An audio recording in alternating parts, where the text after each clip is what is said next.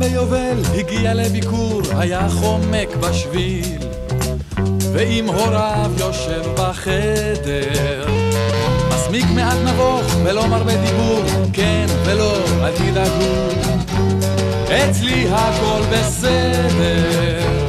אומר שלא צריך אבל לוקח, כי לא אלכסנדר וכמה יונתן, הוא ממלמל תודה אתה יודע, רק בשביל הדרך כמובן.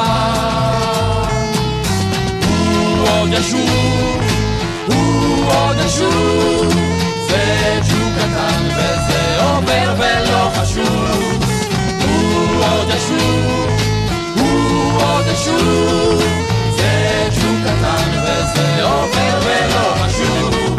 הוא עוד ישוב.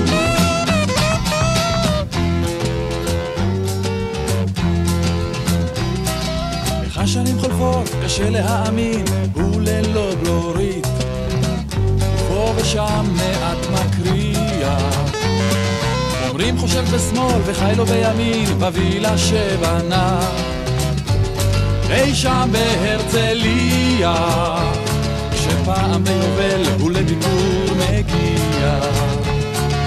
אז זו אשתו השחקנית, יושבים עם ההורים על אבטיה, הקיבוץ מביט במכונית, הוא עוד ישוב, הוא עוד ישוב, זה ג'וק קטן וזה עובר ולא חשוב. הוא עוד ישוב, הוא עוד ישוב, זה ג'וק קטן וזה עובר ולא חשוב. הוא עוד ישוב.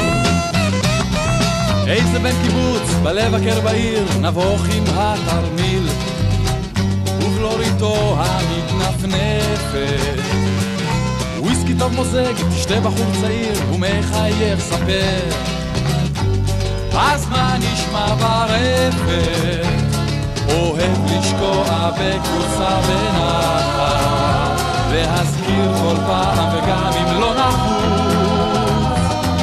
ובשיחה שמסביב כל אחת, כשאני הייתי בקיבוץ, הוא עוד